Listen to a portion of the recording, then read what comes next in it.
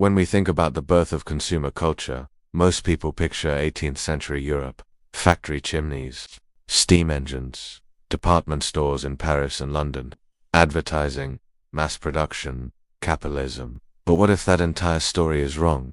What if the world's first true consumer society didn't emerge in the West at Albert in a rigid, feudal, isolated island nation ruled by swords, not stock markets? Here's the mystery.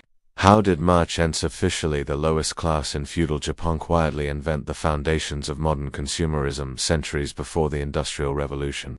They had no political power, no legal status, no social respect, and yet they reshaped how people desired, spent, and defined status itself. By the time Europe was still debating whether commerce was morally corrupt, Japan's merchants had already mastered branding, luxury marketing, installment credit, trend cycles, and lifestyle consumption. So how did a society built on rice taxes and samurai honor give birth to something that looks shockingly like modern consumer capitalism? To answer that, we have to rewind to a world where money officially meant nothing but secretly ruled everything.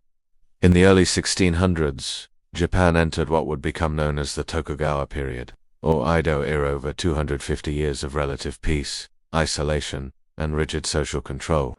At the top of society stood the samurai, the warrior elite. Below them were peasants, then artisans, and finally at the very bottom, merchants. This ranking was not symbolic, it defined worth. Samurai were honored because they fought. Peasants were respected because they produced food. Artisans created useful objects. Merchants, they were seen as parasites, people who merely moved goods around and profited from others' labor. In official ideology, merchants were supposed to live modestly. They were discouraged from showing wealth. Luxury was morally suspect, but here's the first crack in the system. Japan's economy ran on money while its ruling class lived in denial of money. Samurai were paid not in currency, but in rice stipends, calculated in kokutha, amount of rice needed to feed one person for a year. This made sense in an agricultural world, except Edo Japan wasn't purely agricultural anymore. As peace replaced warfare, samurai slowly lost their military function. They moved into cities. They became administrators, bureaucrats, and ceremonial elites. Rent, clothing, entertainment, gifts, social obligations. But samurai couldn't legally farm or trade. They had fixed incomes. And inflation didn't care about honor. Enter the merchants. They handled rice exchanges. They converted rice stipends into silver and gold. They extended credit to cash-poor but status-rich samurai. Quietly, discreetly, they became the financial backbone of the entire system. The warrior class ruled Japan, but the merchant class financed it. This imbalance would change everything. By the mid-1600s, merchant houses known as Tonya and Zahad evolved into sophisticated commercial networks. They specialized, some focused on rice, others on textiles, paper, sake, ceramics, or finance. Merchant families like Mitsui, Sumitomo, and Konoik began building multi-generational business empires. And here's something that often shocks modern audiences. Mitsui opened what historians consider the world's first true department store in 1673.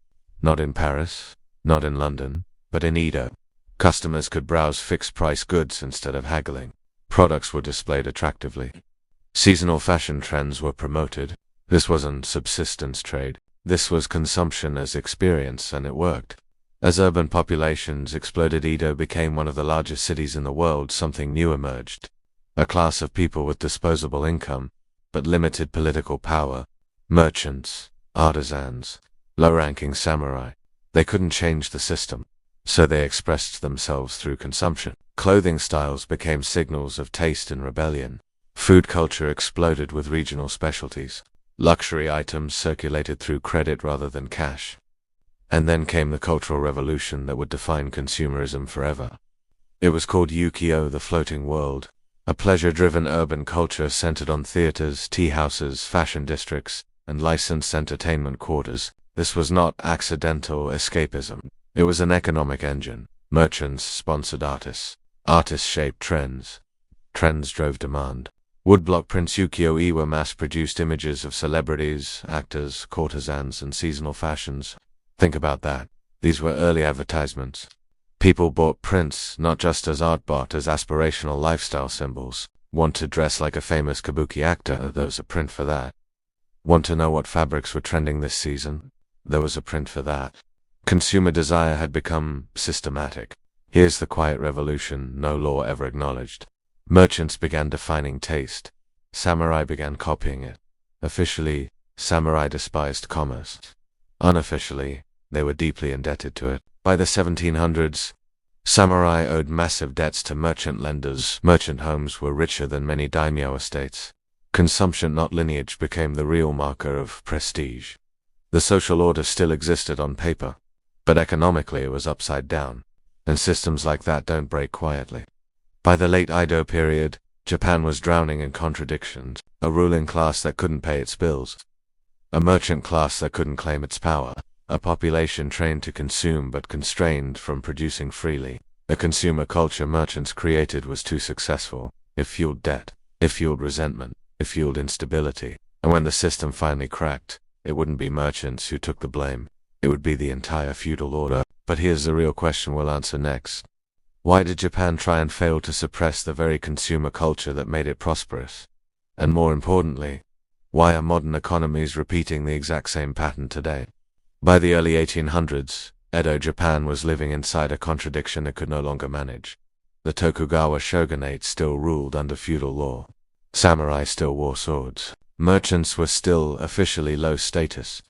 But the real economy had already moved on. Consumer culture, fashion cycles, luxury spending, credit, branding, had expanded far beyond what the feudal framework could contain, and the pressure was building from every direction. Samurai debt had reached staggering levels. Many warrior families were functionally bankrupt, surviving only through loans from the very merchants they were supposed to despise. Interest payments, consumed stipends. Some samurai secretly pawned armor, heirlooms, even swords. Peasants, meanwhile, were taxed heavily in rice while living costs rose in cash-based cities. They watched urban merchant districts overflow with goods and pleasures they could never afford. The system no longer rewarded production or honor. It rewarded access to markets. And the Tokugawa state panicked. The first response was not economic reform but moral enforcement. The shogunate issued repeated sumptuary laws, attempting to regulate consumption, limits on silk clothing, restrictions on luxurious housing, bans on lavish entertainment, rules about who could wear what, and when. The logic was simple. If consumption was destabilizing society, then consumption must be restrained. But the laws failed spectacularly. Why? Because consumer culture had already moved underground and inward. Merchants didn't flaunt wealth openly anymore. They embedded luxury in subtle details. Fine linings hidden beneath plain robes. Exquisite craftsmanship invisible to casual inspection. Status communicated through taste rather than display. In other words, consumption evolved, just like it always does. The attempt to suppress desire only made it more sophisticated. The second failure was structural. The Tokugawa system was designed for stability, not growth. Samurai incomes were fixed.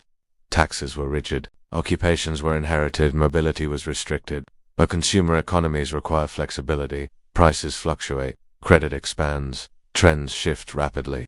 Instead of adapting, the shogunate doubled down on control. And that created a fatal mismatch. A dynamic consumer economy trapped inside a static political order. Merchants continued to innovate credit networks, distribution systems, information sharing, while the state pretended nothing fundamental had changed. By the time foreign pressure arrived, Japan was already economically hollowed out. In 1853, Commodore Matthew Perry's black ships arrived. Historians often frame this moment as an external shock that forced Japan to modernize. But that's only half the story. The truth is more uncomfortable. Feudal Japan collapsed not because it lacked modernity, but because it had too much of it. Too early. Consumer culture had already eroded the moral and economic authority of the samurai class. Merchants already understood finance better than the state. Urban populations already lived cash-based lives. Cultural influence already flowed from markets, not from power. So when the old order fell during the Meiji Restoration, the transition was shockingly fast. Merchant houses became industrial conglomerates. Credit networks became banks. Distribution chains became factories and railroads. Families like Mitsui and Sumitomo didn't adapt to modern capitalism, they recognized it. They had helped invent it. The West tells a clean story. Consumer culture came from factories. Factories came from capitalism. Capitalism came from Europe. But Edo Japan exposes a deeper truth. Consumerism doesn't require industrialization. It requires urbanization, surplus, and status anxiety. Japan had all 3 centuries earlier, and once consumer desire takes root, it follows predictable patterns no matter the culture. Which brings us to the uncomfortable modern parallels. Today, global consumer culture shows the same warning signs. Edo Japan ignored. Consider these facts. Household debt in many developed economies exceeds 100% of disposable income. Credit-driven consumption fuels growth, even as real wages stagnate. Luxury spending raises fastest among those with declining economic security. Cultural status is increasingly expressed through brands. Aesthetics and lifestyle signaling sound familiar? Just like Edo Japan, a class with shrinking real power uses consumption to maintain identity. A financial system quietly props up unsustainable lifestyles through credit. Governments attempt surface-level fixes instead of structural reform. Even modern marketing mirrors ukiyo-e culture. Influencers replace kabuki actors. Social media replaces woodblock prints. Algorithms replace merchant guilds. The technology is different. The psychology is identical. Here's the core lesson history keeps teaching. Consumer culture grows from below, not from above. States can regulate trade. They can tax production. They can outlaw displays of wealth. But they cannot regulate desire. In Edo Japan, consumerism didn't overthrow feudalism intentionally. It hollowed it out. By the time the lapse came, the system was already empty. Which raises a chilling question. Are modern societies managing consumer culture? Or merely living off borrowed time, like the Tokugawa shogunate did? 3 clear takeaways. Takeaway number 1. Consumer culture predates modern capitalism. Desire-driven economies emerge wherever surplus, cities, and status coexist, even under feudal rule. Takeaway number 2. Suppressing consumption never works, only transforms it. From sumptuary laws to modern regulations, desire always adapts faster than authority. Takeaway number 3. When consumption replaces production as identity, instability follows. Edo Japan didn't collapse because people consumed, but because the system couldn't evolve alongside consumption. Feudal Japan believed it could free society while letting the economy quietly modernize. It was wrong. Today, we believe technology can endlessly expand consumption without reshaping social contracts. History suggests otherwise. Consumer culture is not neutral. It reorganizes power, values, and legitimacy, whether governments admit it or not. The merchants of Edo understood this. The samurai didn't, and the system paid the price. If this story changed how you see modern consumer culture, if it made you question where our economic habits really come from, then subscribe for more deep historical breakdowns that expose the hidden patterns behind money, power, and society. Because the most dangerous myths aren't the ones we don't know, they're the ones we think began with us.